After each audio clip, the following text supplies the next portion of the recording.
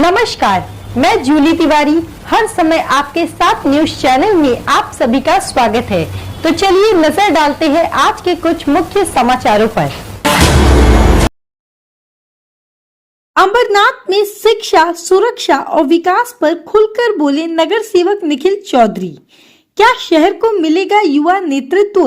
अंबरनाथ शहर के भविष्य, विकास और नागरिक सुविधाओं को लेकर नगर सेवक निखिल चौधरी ने एक बेबाक और सटीक मुलाकात में अपनी स्पष्ट राय रखी। शिक्षा, सुरक्षा, स्वच्छता, युवाओं के अवसर, महिलाओं की सुरक्षा और वरिष्ठ नागरिकों की समस्याओं जैसे अहम मुद्दे पर उन्होंने खुलकर बात की और शहर के समग्र विकास का अपना विजन सामने रखा। मुलाकात के दौरान निखिल चौधरी ने कहा कि अंबरनाथ का भविष्य मजबूत शिक्षा व्यवस्था से जुड़ा है। गुणवत्तापूर्ण शिक्षा, डिजिटल सुविधाओं से युक्त स्कूल और युवाओं के लिए कौशल विकास के अवसर शहर को प्राथमिकता की आवश्यकता है। सुरक्षा को लेकर उन्होंने विशेष रूप से महिलाओं और वरिष्ठ नागरिकों की सुरक्षा पर जोर देते हुए कहा कि सुरक्षित वातावरण के बिना विकास अधूरा है।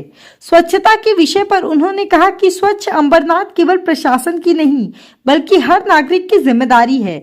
बेहतर कचरा प्रबंधन, नियमित सफाई और जन भागीदारी से ही शहर को स्वच्छ और स्वस्थ बनाया जा सकता है। युवाओं को लेकर निखिल चौधरी ने कहा कि खेल, रोजगार और स्वरोजगार के अवसर बढ़ाकर उन्हें सकारात्मक दिशा देना समय की मांग है। महिलाओं के सशक्तिकरण और वरिष्ठ नागरिकों के सम्मानजनक जीवन पर बात करते हुए उन्होंने भरोसा दिलाया कि इन वर्गों की समस्याओं को प्राथमिकता के आधार पर हल किया जाएगा। उनकी इस स्पष्ट, निर्भीक और मुद्दों पर केंद्रित बातचीत ने यह संकेत जरूर दिया कि अंबरनाथ को नेतृत्व देने के लिए एक युवा नेता पूरी तैयारी के साथ मैदान में उतरने को तैयार है।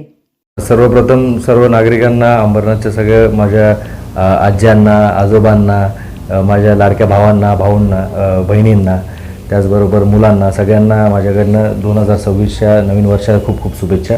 आणि ज्याप्रमाणे मी काही वर्ष माझ्या वडिलांसोबत जसं काम करत होतो, सुनीलजी चौधरी यांनी जसं शहरामध्ये काम केलं त्याचप्रमाणे मी पुढे तुमच्या कुठल्याही कामासाठी मी हजर राहणार आहे आणि पुढे चांगली चांगली कामं करण्याचा माझा ध्यास आहे। मी ज्या दिवसापासून निवडून आलो आहे त्या दिवसापासून पहिल्या दिवसापासूनच मी कामाला सुरुवात केलेली आहे। तर माझ्या परिसरामध्ये कुठे कचरा असेल किंवा माझ्या परिसरातले SI किंवा मुकादम असतील त्या सर्वांची आम्ही मीटिंग घेतली आणि त्यांना कुठे कुठे कचरा असेल ते क्लीन करायला लावला।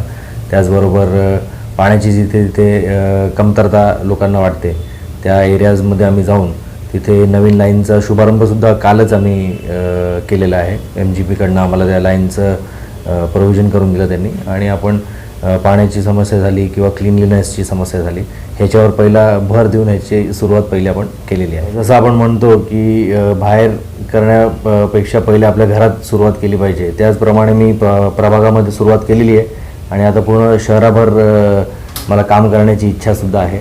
आणि शहरामध्ये विविध सांस्कृतिक असतील किंवा कल्चरल चांगल्या चांगल्या ॲक्टिव्हिटीज करण्याचा माझा हेतू आहे। त्याचबरोबर युवकांसाठी स्पोर्ट्सचे इव्हेंट्स करण्याचा माझा प्लॅन आहे। जसं मी पूर्वी अंबरनाथ आयडल म्हणून हा प्रोग्राम केला होता, त्याच्यामध्ये साधारण 1400 युवकांनी त्याच्यामध्ये भाग घेतला होता। त्याचप्रमाणे आतासुद्धा चांगले चांगले मोठे मोठे इव्हेंट्स जे आहेत ते शहरासाठी देण्याचा माझा हेतू आहे।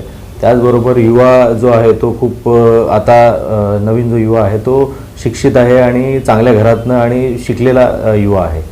तर त्यांना अंमली पदार्थांपासून मुक्त कसं ठेवायचं किंवा त्यांना त्यांच्यापेक्षा दूर कसं ठेवायचं त्यासाठी माझा प्रयास कायम राहणार आहे की पुढे एज्युकेटेड जो युवा आहे त्यांचं जो स्किल आहे तो वेस्ट नको होण्यासाठी आणि आपल्या अंबरनाथला, आपल्या शहराला चांगली एक क्रिएटिव्ह लोक लाभतील त्यासाठी या अंमली पदार्थ सेवन हा 100% अंबरनाथमधनं गायब झाला पाहिजे। त्याप्रमाणे डॉक्टर श्रीकांत शिंदे साहेब आपले MP आहेत, त्यांनी अंबरनाथमध्ये येऊन शपथ घेतली होती की ड्रग फ्री अंबरनाथ आपण करायचं आहे, ही मोहीम राबवायची आहे।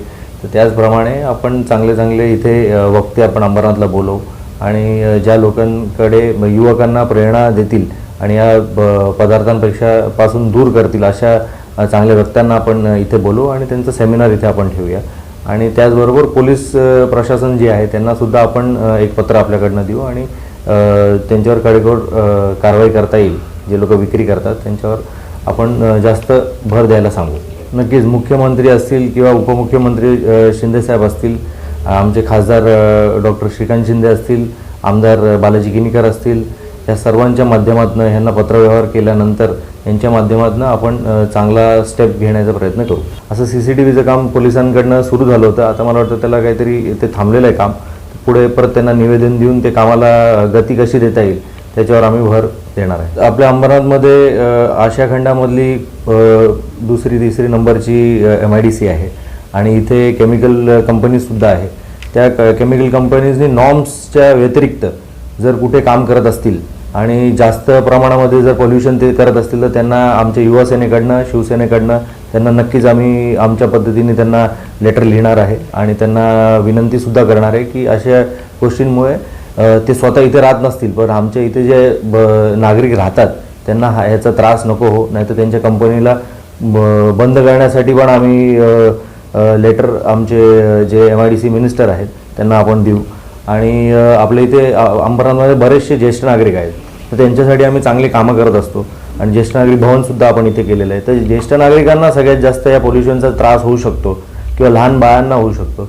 तर त्या लोकांना हा त्रास न होण्यासाठी आपण जे काही करायचं ते आपण नक्कीच करू. बघा, माझ्या वडिलांचे जे कॉन्सेप्ट असतात थोडेसे वेगळे असतात, क्रिएटिव्ह असतात. त्याचप्रमाणे पुस्तक नगरी हा कॉन्सेप्टसुद्धा त्यांनी करायला घेतलेला आहे आणि आम्ही गेली एक वर्षापासून आम्ही त्याच्यावर प्लॅनिंग करत होतो. आणि आता मधु मंगेश कर्णिक साहित्य उद्यान जे आहे ते परत आता त्याचं रिडेव्हलपमेंट होत आहे. तिथे 1 लाख पुस्तकांची लायब्ररीसुद्धा बनत आहे. तर त्याच वेळेस आपण 1-2 लायब्ररीज ज्या आम्ही असं प्लॅनिंग केलं होतं की चहाची टपरी असो किंवा कुठलाही पब्लिक एरियाज असो किंवा प्रायव्हेट एरियाज असो तिथे लायब्ररीज असल्या पाहिजे, तिथे पुस्तकं असली पाहिजे, वेगळ्या क्षेत्रामधली पुस्तकं असली पाहिजे आणि ते लोकांनी वाचली पाहिजे. तर हा जो कॉन्सेप्ट आहे हा नक्कीच मी 100% पुढे घेऊन जाण्याचा प्रयत्न नक्की करेन. गेली 10 वर्ष आम्ही मराठी चित्रपट महोत्सव हे आम्ही करत आहोत आणि ह्या वर्षाला पण आम्ही चित्रपट महोत्सव आम्ही करणार आहे. आणि आपल्याकडे जसं बंदिस्त नाट्यगृह आहे त्याचप्रमाणे आपल्याकडे खुले नाट्यगृहसुद्धा आता नवीन होत आहे मधु मंगेश कर्णिक इथे उद्यानामध्ये. आणि आपण तिथे एकांकिका स्पर्धा असतील किंवा नवीन काहीतरी नाटकं आपल्याला आणता येतात का त्याचा आम्ही नक्कीच प्रयास करू आणि चांगली नाटकं आम्ही घेऊन येऊ. आणि मी स्वतः युवा कवी संमेलन असं करण्याचा माझा हेतू आहे. म्हणून अंबरनाथमध्ये आपण चांगले प्रोग्राम्स आपण आणू असं आमचा प्लॅन आहे. बघा, पक्षाकडनं जी मला आता रिस्पॉन्सिबिलिटी भेटलेली आहे, नगरसेवक म्हणून मला तिकीट भेटलं होतं आणि मी ती पुरेपूर पार पाडली. तर पुढे मला जर कुठे संधी साहेबांकडनं किंवा पक्षाकडनं भेटत असेल तर मी नक्कीच त्या गोष्टीसाठी मी प्रयत्न करणार आहे. स्वच्छ अंबरनाथ करण्याचा आपला प्रयास नक्कीच असणार आहे, म्हणजे कुठेही कचरा नसेल. आणि अंबरनाथमध्ये हर घर जल हे सगळ्यात महत्त्वाचं मुद्दा आहे अंबरनाथसाठी. त्याचमुळे डॉक्टर श्रीकांत शिंदे साहेबांनी अंबरनाथसाठी 210 कोटीचा निधी जो आहे नालंबी इथे आता पाण्याचं काम सुरू आहे ऑलरेडी. तर विविध ठिकाणी 15 जागेवर 25-25 लाख लिटरच्या टाक्या आता तयार होत आहेत. तर ज्याप्रमाणे आपल्याकडे अर्धा तास किंवा पाऊण तास पाणी यायचं तर ते पाणी डबल तर नाही तरी पण एक साधारण अर्धा तासाने आपलं वाढेल आणि फोर्स वाढणार आहे पाण्याला. तर पाण्याची समस्या, कचऱ्याची समस्या, लाईट्स असतील, ते छोट्या मूलभूत सुविधा आहेत त्या एकदम क्लिअर कट झाल्या पाहिजे. त्याच्यावर परत आपल्याला बोलायची गरज नाही अंबरनाथ शहराच्या लोकांना, असं मी करण्याचा प्रयत्न आहे. तो आज के लिए बस इतना ही. कल फिर मिलेंगे इसी समय इसी चैनल पर. तब तक के लिए मुझे दीजिए इजाजत. धन्यवाद.